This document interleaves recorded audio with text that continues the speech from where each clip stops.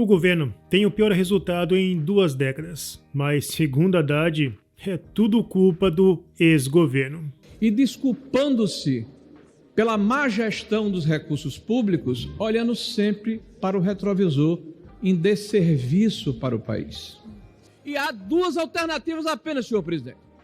Ou incompetência, incúria, má gestão do governo do presidente Lula através de Fernando Haddad, ou má fé. Eu sou Marcelo Pontes e este é o Verdade Política, um canal que busca revelar o filme preto e branco da nossa política.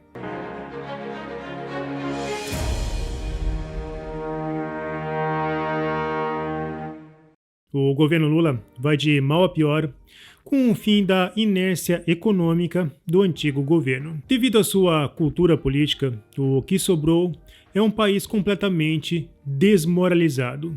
Se antes éramos conhecidos como o país da corrupção, agora somos conhecidos como o país da corrupção e da impunidade.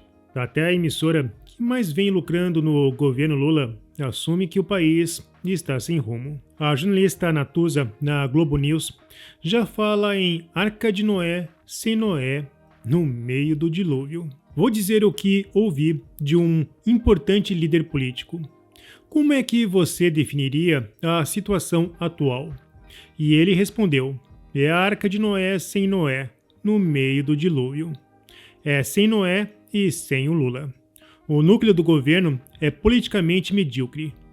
Quem está no Palácio do Planalto agora não está dando conta do recado. O que todo mundo, com juízo, está dizendo no Congresso Nacional, seja do PT, fora do PT, simpatizantes do governo, pessoas mais próximas, tropa de choque, tem que mudar a cúpula do governo agora. Mudar os ministros que estão no dia a dia em negociação com o Congresso Nacional. Natuza, na verdade, foi muito boazinha, pois ainda está sob o véu da falsa moralidade progressista.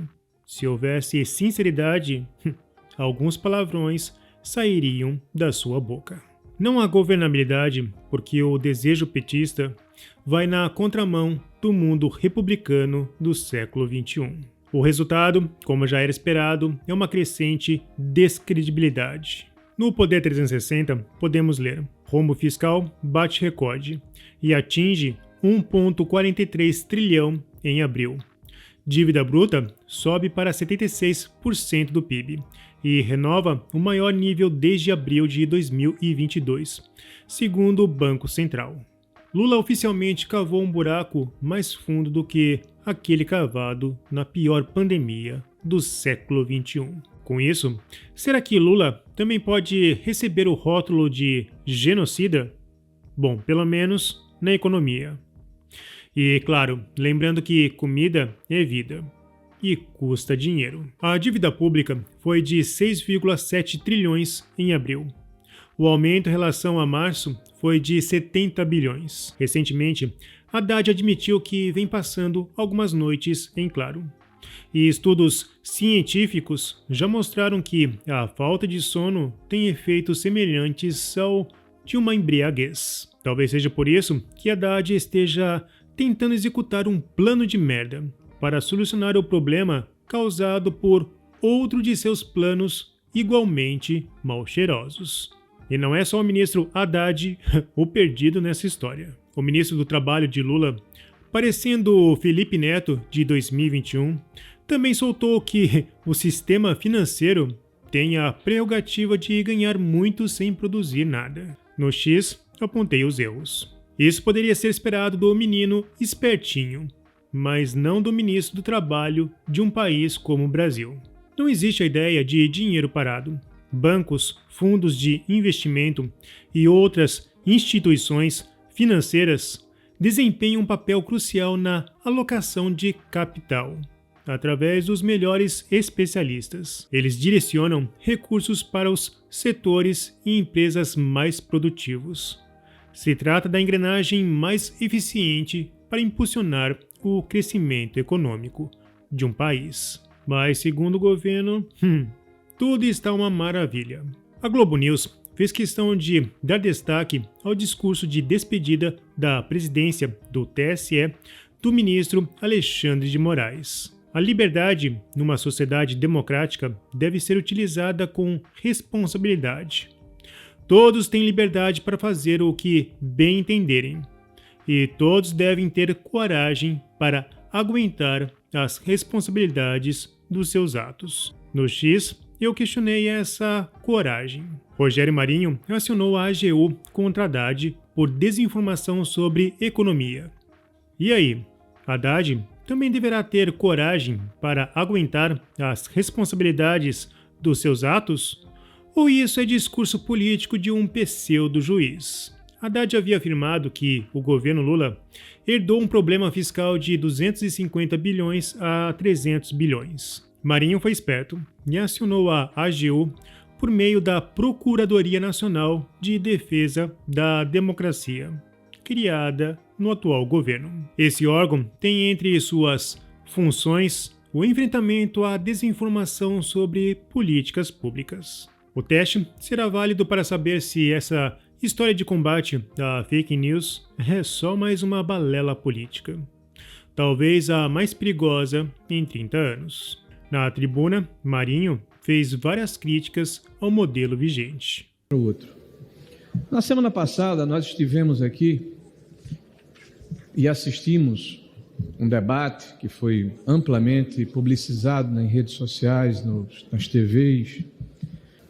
Eu quero chamar a atenção dos senhores de que, claramente, o ministro Haddad, ao invés de se preocupar com a grave crise fiscal que o Brasil atravessa, está preocupado em ocupar o lugar do atual ministro do Supremo Tribunal Federal, o senhor Flávio Dino. Ele quer ser o lacrador oficial da República. E desculpando-se pela má gestão dos recursos públicos, olhando sempre para o retrovisor em desserviço para o país. Fernando Haddad ingressou com uma série de narrativas que não se sustentam. A questão dos precatórios, que o ministro afirma que é uma herança do governo anterior. Rapidamente, precatórios no Brasil de 2013 a 2021 tiveram um aumento médio de 14%. Preste atenção, de um ano para o outro. Em 2022, olha que coincidência, ano de eleição, ano em que terminamos o Covid, retomada econômica, desastre do ponto de vista sanitário no mundo inteiro, medidas excepcionais tomadas no ano anterior. O Supremo Tribunal Federal, que tinha uma média de 50 a 60 milhões, Eduardo Girão, senador, e Omar, por ano, em 2022, consegue colocar no orçamento da União 16 bilhões 633 milhões de reais, contra uma média histórica de 50 milhões de reais por ano. O que é que o governo na época fez? Buscou o Congresso Nacional, buscou o Tribunal de Contas da União, fez as tratativas e passou um projeto de emenda à Constituição que permitiu que se estabelecesse um teto de em torno de 60 e poucos bilhões de reais, e o que passasse disso fosse diferido ao longo do tempo até 2027. Em 2023, a Advocacia Geral da União, dentro de uma ação impetrada pelo Partido Democrata Trabalhista, pelo PDT, esta Advocacia Geral da União, que deveria proteger os interesses dos cidadãos brasileiros, peticionou neste processo, dizendo que o governo federal acreditava que era, naquela oportunidade, inconstitucional o que havia sido votado em 21. E o que é que aconteceu, senhor presidente? Várias entidades haviam comprado, e eu vou concluir mais um minuto no máximo, várias entidades haviam comprado precatórios sobre a égide da lei anterior, com deságio de 30% de 40%, e era em torno de 30 bilhões de reais, e o governo consegue autorização do STF para pagar 22, 23 e 24, mais de 90 bilhões sem deságio, trazendo ao valor atual pelo valor de face. Nós estamos falando, senhor presidente, de mais de 30 bilhões de reais que deixaram de ser contabilizados a favor da União. Alguém certamente foi beneficiado nessa situação. E há duas alternativas apenas, senhor presidente. Ou incompetência, incúria, má gestão do governo do presidente Lula através de Fernando Haddad, ou má fé. Eu fico com a primeira, é incompetência mesmo.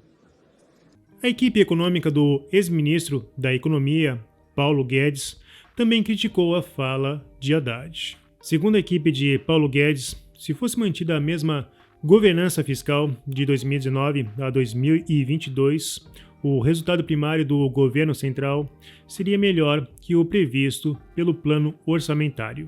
A equipe também deixou claro que em 2022, quando a previsão orçamentária era de um déficit de 59 bilhões de reais, o governo Bolsonaro terminou com um saldo positivo de 54,9 bilhões. E aí, o sistema vai colocar Haddad em algum inquérito?